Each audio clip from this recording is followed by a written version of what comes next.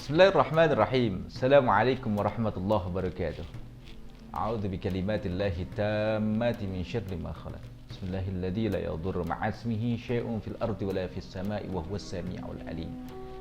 Bismillah walhamdulillah, salatu wassalamu ala rasulillah, wala haula wala quwata illa billah. Amma ba'd. Sahabat-sahabat .id, di tengah-tengah puasa kita memasuki masih di fase pertama di 10 hari awal daripada bulan suci Ramadan. Ini adalah fase adaptasi. Berat secara fisik, berat secara pikiran, dan ada juga kadang-kadang yang mengganggu daripada pelaksanaan ibadah puasa kita. Sahabat-sahabat .id, seperti yang telah kita bahas, bahwa puasa kita tidaklah menjadi batal pada saat kita biarkan mata kita, kuping kita, mulut kita untuk mengatakan, melihat, mendengar, dan sebagainya hal-hal yang tidak layak, tidak patut, atau hal-hal tersebut adalah hal-hal yang memang diharamkan.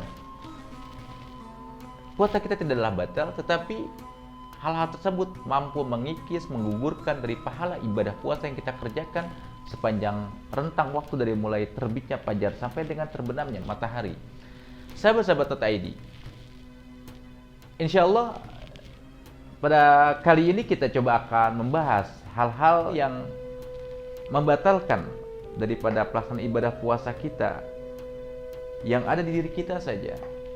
Dari mulai mulut kita, hidung kita, kuping kita, dan 2 lubang di bawah kita. Sahabat-sahabat .id, ini yang kadang-kadang menjadi dilemika dan timbul pertanyaan-pertanyaan di tengah-tengah sekitar kita. Kita akan coba membuka 2 sisi. Ada pertanyaan, ada jawaban.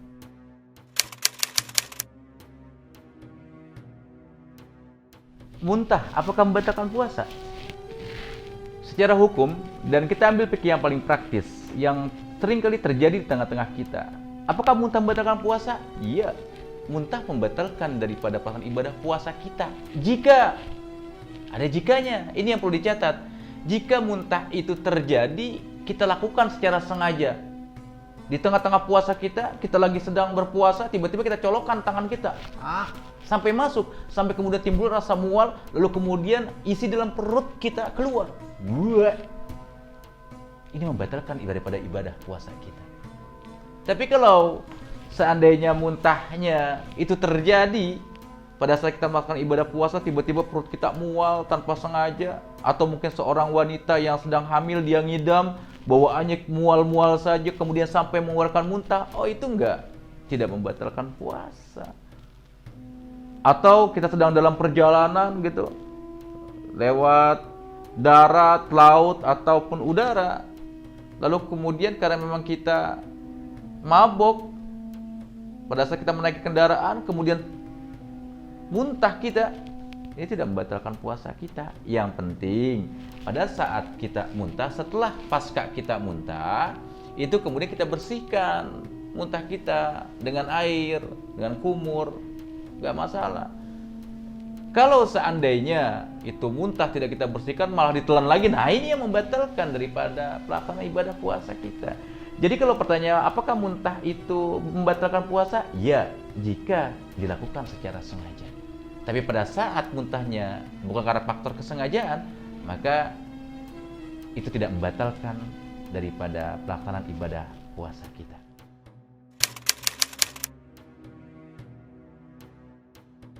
Ya, ini juga pertanyaan yang paling sering kita dapatkan di tengah-tengah realitas lingkungan kita. Kadang-kadang suka ada pertanyaan, apakah kalau misalnya berwudu, berkumur itu bisa membatalkan puasa? Atau mungkin kemasukan air ke dalam telinga kita itu bisa membatalkan puasa kita?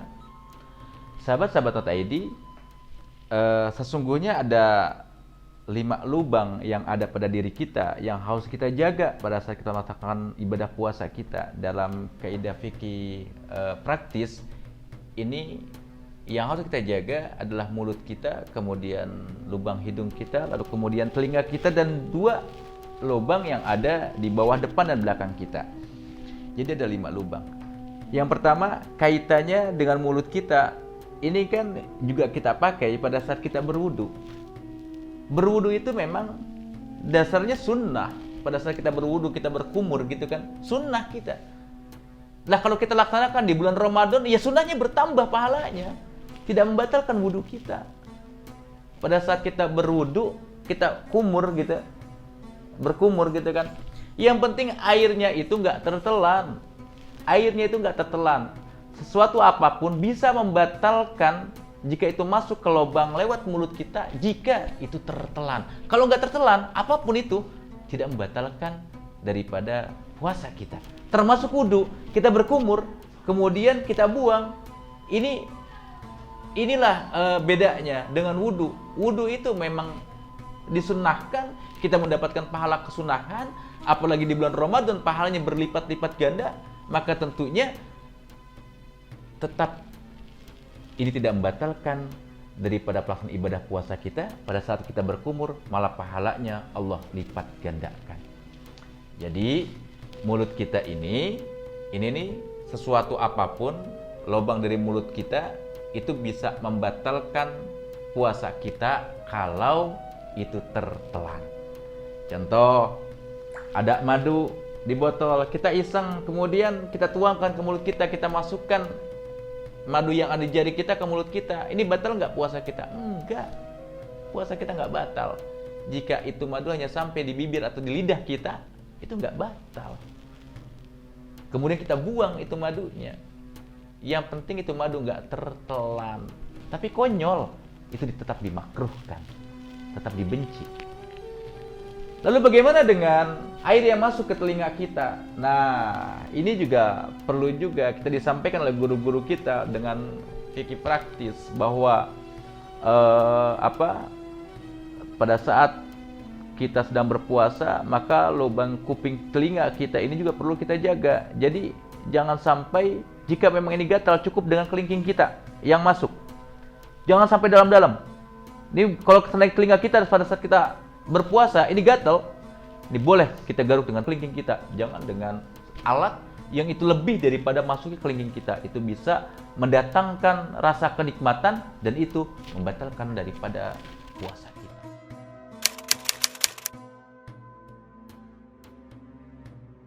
Sahabat-sahabat TTID, ada satu pertanyaan juga nih yang menarik. Dan itu juga terjadi di tengah-tengah realitas kita. Bagaimana kemudian setelah kita menjaga 3 lubang yang ada pada diri kita di wilayah atas, mulut, hidung, dan telinga, maka kemudian yang harus kita jaga juga adalah 2 lubang di bawah kita, di depan dan di belakang, yang biasa disebut dengan kubul dan dubur. Sahabat-sahabat TTID, pertanyaan yang sering timbul adalah pada saat kemudian bagaimana kalau seandainya kita mengeluarkan air mani pada saat kita mimpi basah kalau bahasa anak-anak sekarang sebutnya. Jadi setelah di siang hari kita lagi berpuasa, tiba-tiba kita mimpi sesuatu yang itu bisa menimbulkan kelezatan, kenikmatan, dan tanpa terasa kemudian setelah kita terbangun dari tidur kita, ternyata celana kita basah. Keluar sesuatu cairan yang biasa kita sebut dengan air mani. Batalkah puasa kita? Sahabat-sahabat TTID, jika hal ini kita dapatkan pada diri kita, terutama buat generasi muda, itu tidak membatalkan puasa. Kenapa? Karena keluarnya sesuatu dari lubang depan kita itu, yaitu air mani itu keluar, tidak di kondisi yang memang disengaja untuk dikeluarkan. Beda cerita kalau seandainya itu dikeluarkan secara sengaja, kita optimalkan pikiran kita, daya khayal kita, kemudian akhirnya mengeluarkan sesuatu dari lubang depan kita. Nah, ini bisa jadi dan bisa membatalkan daripada puasa kita. Apalagi sampai mengeluarkan air mani gitu. Air mani itu keluar karena disengaja. Ya, itu bisa membatalkan daripada ibadah puasa kita. Bukan cuma air mani saja. Di tengah-tengah puasa yang kita laksanakan, tiba-tiba generasi muda dari wanita, perempuan haid. Dia melakukan ibadah puasa dari pagi sampai dengan sore hari, pas menjelang mau beduk maghrib, haid. Keluar darah haidnya. Maka itu auto puasanya menjadi batal.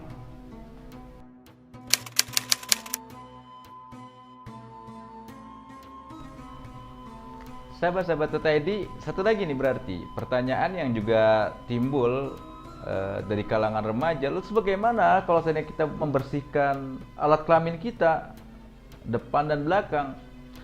Sahabat-sahabat TTID, terutama buat perempuan tadi, jika kita sedang membersihkan di alat kelamin kita pada saat setelah kita membuang air kecil, itu yang biasa mungkin kita agar lebih bersih, mungkin jari-jari kita masuk, ini maaf, pada saat kita berpuasa, maka hendaknya yang kita basuh, yang kita masukkan pada saat kita sedang berpuasa, kemudian kita setelah membuang hajat kita, membuang air kecil, maka untuk membersihkan alat kelamin kita cukupkan dengan kulit-kulit yang ada di perut jari, di perut daripada telapak tangan kita. Jadi jangan sampai, jangan sampai ini masuk juga. Kalau mungkin di luar dari puasa mungkin ini bisa masuk, tapi pada saat lagi berpuasa ini bisa membatalkan daripada ibadah puasa kita. Jadi cukup bersihkan alat kelaminnya dengan kulit yang ada di telapak tangan kita. Untuk perempuan. Kalau untuk laki-laki ya bebas. Jangan sampai memasukkan air ke dalam lubang alat kelamin yang laki-laki, jangan. Itu juga bisa membatalkan daripada puasa kita. Lalu bagaimana kemudian jika kita pup? Nah, ini juga seperti yang sudah tadi disampaikan di kajian sebelumnya, yang bisa membatalkan puasa kita adalah jika kemasukan lewat mulut kita, hidung kita, telinga kita, dan dua lubang di bawah kita. Setelah kita pup, umpama di tengah-tengah di kondisi kita berpuasa, maka pastikan kita hanya membersihkan di bagian luar. Jangan sampai masuk. Jangan sampai masuk, karena ini bisa membatalkan. Kalau sampai masuk segini gitu pada saat lagi berpuasa, ini bisa membatalkan puasa kita. Jadi kalau bahasanya kita membersihkan, cukup dengan bagian luar, sehingga itu betul-betul menjadi bersih. Dan pastikan betul-betul menjadi bersih. Kalau masih ada rasa-rasa, ya bagaimana caranya agar itu bisa betul-betul menjadi bersih dan kita juga menjadi nyaman kembali. Mungkin itu sahabat-sahabat TTID, hal-hal yang berkaitan dengan membatalkan puasa yang ada pada diri kita, terutama menjaga 5 lubang yang ada pada diri kita, yang ini bisa membatalkan daripada pelaksanaan ibadah puasa kita. Mulut kita, hidung kita, telinga kita, dan 2 lubang di bawah kita, depan dan belakangnya, itu yang harus kita jaga. Semoga Allah Subhanahu wa Ta'ala menjaga ibadah puasa kita menjadi ibadah puasa yang tidak sia-sia, ibadah puasa yang diterima oleh Allah Subhanahu wa Ta'ala. Amin ya rabbal alamin. Assalamualaikum warahmatullahi wabarakatuh.